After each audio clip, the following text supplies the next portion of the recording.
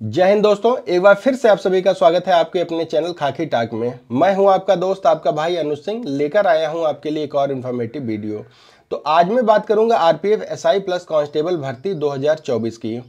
बहुत ही जल्द नोटिफिकेशन आने वाला है, फॉर्म बहुत जल्दी भरे जाने हैं इसके लिए। तो क्या क्या आपको डॉक्यूमेंट्स चाहिए, क्योंकि 2024 में कई ऐसे नियम हैं जो बदल चुके हैं, उसके अकॉर्डिंग आपको अपना डॉक्यूमेंट्स तैयार करने हैं और वही डॉक्यूमेंट सबमिट करने हैं।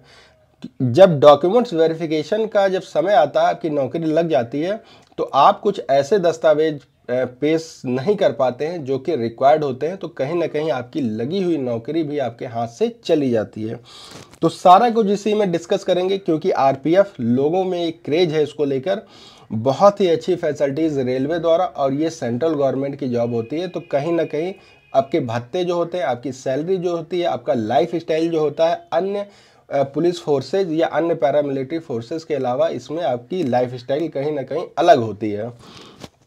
तो इस भर्ती को लेकर काफ़ी क्रेज है। ऐसे में क्या क्या डॉक्यूमेंट्स हमको चाहिए, आज हम इस पर चर्चा कर लेते हैं। जैसा कि आपको पता है कि आरपीएफ ने इस बार एसआई और कांस्टेबल की भर्ती निकाली हुई है। तो एसआई के लिए आपको graduation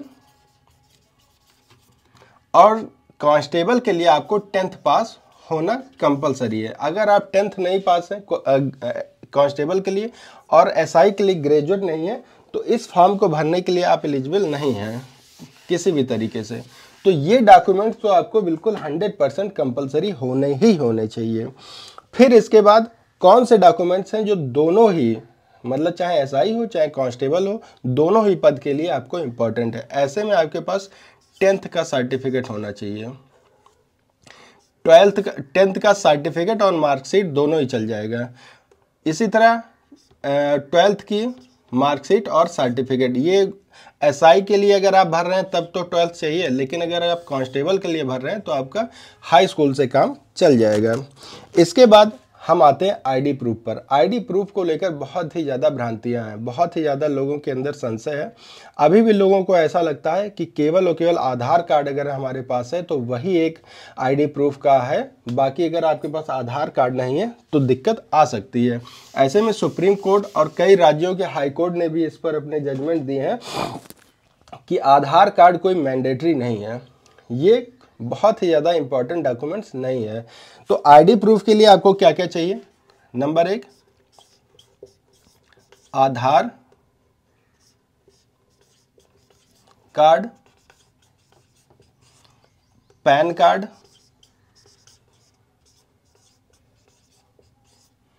voter card, driving licence,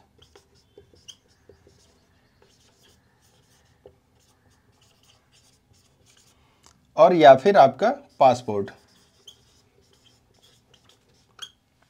अब इनमें से कोई भी एक डॉक्यूमेंट्स आपके पास है, कोई भी डॉक्यूमेंट अगर इनमें से है तो आपका आईडी प्रूफ का काम वो करने वाला है। ठीक है, आईडी प्रूफ की बात हो गई। अब आते हैं डेट ऑफ बर्थ पे। डेट ऑफ बर्थ में आपके पास क्या होना चाहिए? बर्थ प्रूफ भी तो आपको देना है। तो बर्थ प्रूफ में सबसे जो मोस्ट इंपॉर्टेंट चीज़ होती है वो 10th की मार्कशीट या सर्टिफिकेट होता है। ठीक है, अगर ये नहीं है, इसमें किसी भी तरीके कोई गड़बड़ी है, आपको लग रहा है कि मेरी जो 10th की मार्कशीट है या 10th का जो मेरा सर्टिफिकेट हो उसमें आपकी डेट ऑफ बर्थ गलत लिखी हुई है, तो आपको एक बर्थ सर्टिफिकेट देना है, वो भी प्रमाणित सर्टिफिकेट देना है। और बाद में जब आप फॉर्म भर लेते हैं तो एक एफिडेविट के साथ इसको सबमिट करेंगे, और तब तक जब तक आपका डॉक्यूमेंट्स वेरिफिकेशन होगा आप इसको सही करा लेंगे। ठीक है, वो आपका चल जाएगा। अब आते हैं कास्ट सर्टिफिकेट पे।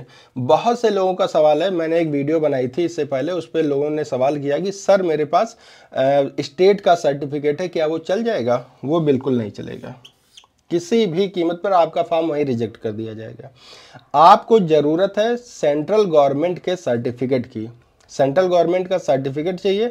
और डोमिसाइल भी आप लोग कह रहे हैं कि मेरा स्टेट का बना, वो भी नहीं चलेगा, उसके लिए भी आपको सेंट्रल गवर्नमेंट का डोमिसाइल भी होना चाहिए। आप नज़दीकी किसी भी जनसेवा केंद्र पर चले जाएंगे, वो 10 दिन में बना के आपको दे देगा। अभी समय है, अभी टाइम है फॉर्म भरने में, तो इससे पहले आप इस डॉक्यूमेंट्स को कंफर्म करवा लीजिए।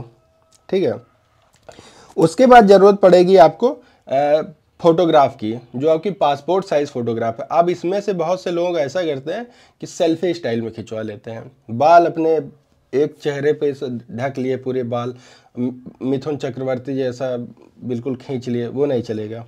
बढ़िया वेल मेंटेन आपको लगे कि हाँ आप पढ़े लिखे फोर्स में नौकरी करने लायक इंसान हैं। जब देखिए प्रेजेंटेशन आपका शुरू से ही चालू होता है, ये नहीं कि आप बस एग्जाम देकर चले आए और हो गए। आप अपने अंदर उस क्वालिटी को डेवलप भी करिए।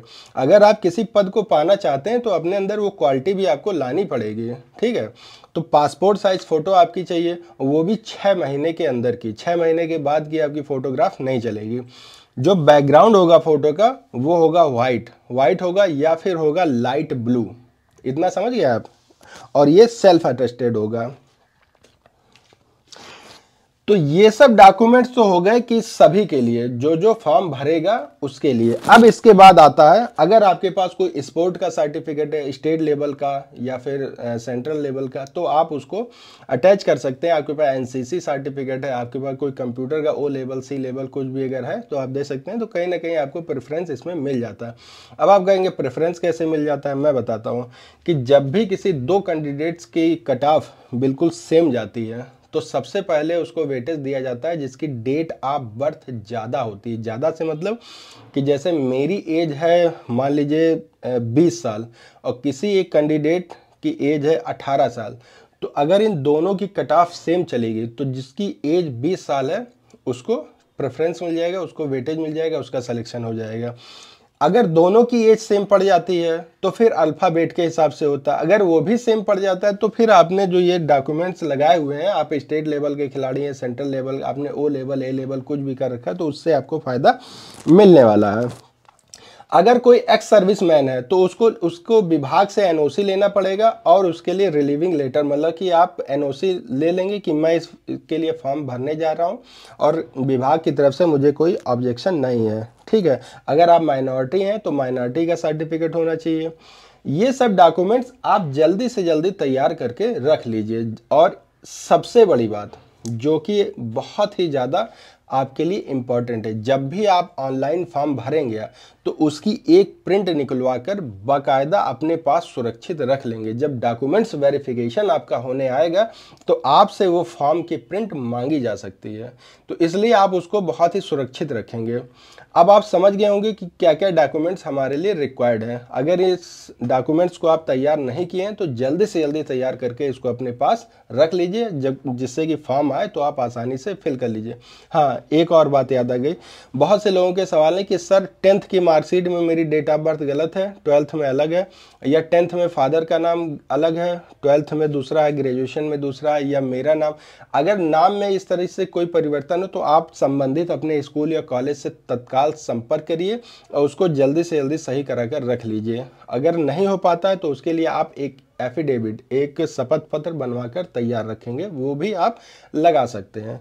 इससे रिलेटेड अगर आपके पास कोई क्वेरी है तो आप मुझे बेशक कमेंट करके बता दीजिएगा, क्योंकि आप जानते हैं कि मैं 24/7 आपके लिए अवेलेबल रहता हूं और आपके हर एक कमेंट को मैं बारीकी से पढ़ता हूं और उसका रिप्लाई देता हूं।